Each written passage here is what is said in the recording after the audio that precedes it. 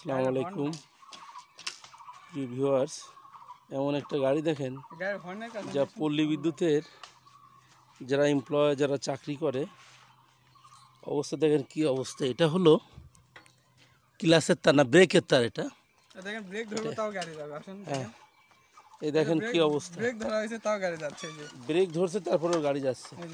Break ধরেছে এটা নিয়ে এরা একে তো ঝুঁকিপূর্ণ কাজ করে, তারপরেও হেডলাইটের যে কন্ডিশন ইন্ডিকেটার হর্ন নাই, এই যে হর্ন এরপরে এটার কোনো হর্নই নাই।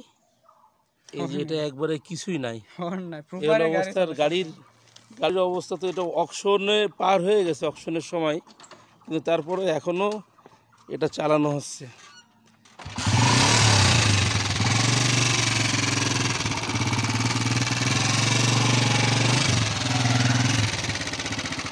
এটা কি অবস্থা দেখেন, এই যে যেটা কিকারের অবস্থা তো খুবই খারাপ। স্লিপ করে ব্যাগ আমাদের ব্যাগ সিরা তো ব্যাগ দেয় না, অফিস থেকে ব্যাগ দেয় না। আচ্ছা, যে প্রয়োজনীয় যে টুলস, পার্সোনাল যে টুলসগুলো এগুলো কি পাওয়া যায়? পল্লী বিদ্যুতের যে ওই যে ক্লাইম্বার সেট, কোনো টুলস নাই। আর কিনলে কম দামি টুলস কিনে টাকা আত্মসাৎ হয়, অফিসের টাকা।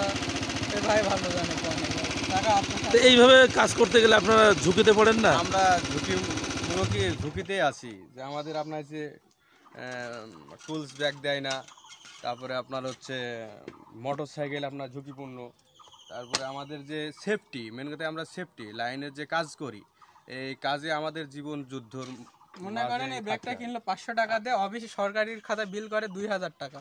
500 টাকার জিনিস কিনে 2000 টাকা বিল করে 1500 টাকায় মনে করেন না, সেটা তারা যা পারে তাই করুক, কিন্তু বিষয়টা হয়েছে মূল কথা হলো তারা নিম্নমানের জিনিস কিনে, তাই তো? হ্যাঁ, নিম্নমানের, একদম নিম্নমানের জিনিস কিনে। প্রথমের দিক ভালো জিনিস, পার্সোনাল যে টুলসগুলো থাকার কথা সেগুলো নাই, প্লায়ার, স্ক্রুড্রাইভার, রেঞ্জ।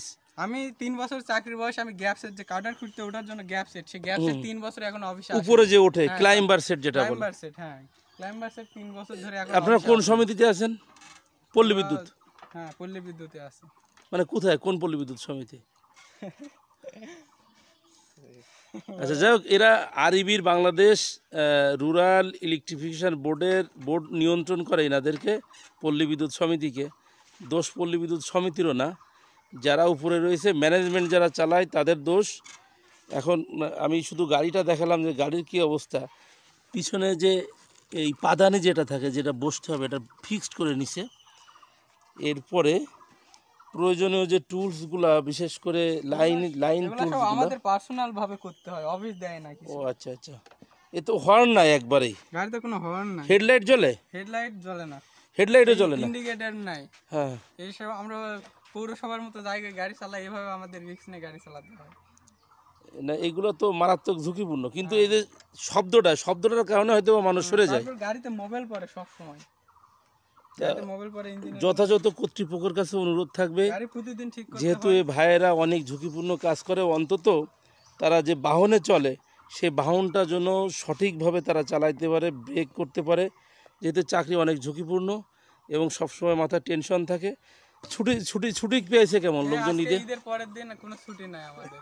ঈদের দিনও সাইড করছি, কোনো ছুটি নাই, কোনো ওভার টাইমও নাই যে আমি ছুটির দিনে কাজ করতেছি।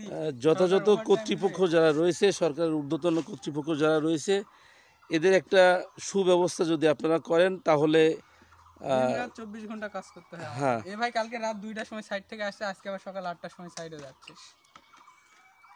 যথাযথ কর্তৃপক্ষ এবং সরকারের উচ্চপদস্থ যারা রয়েছে তাদের কাছে দৃষ্টি আকর্ষণ করব যে ইনাদেরকে একটা ভালো মানের বেতন, পাশাপাশি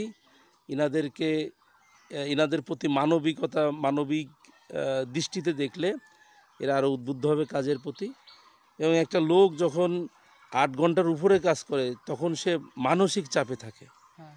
তো যাই হোক, এদের মানসিক চাপটা কমানোর জন্য বিশেষ করে যে গাড়ি টুলস পাতিগুলো যদি ভালো থাকে তাহলে ইনারা কাজের মান, গ্রাহক সার্ভিস আরও অনেক ভালো দিতে পারবে, সেটাই প্রত্যাশা রাখে যথাযথ কর্তৃপক্ষের কাছে।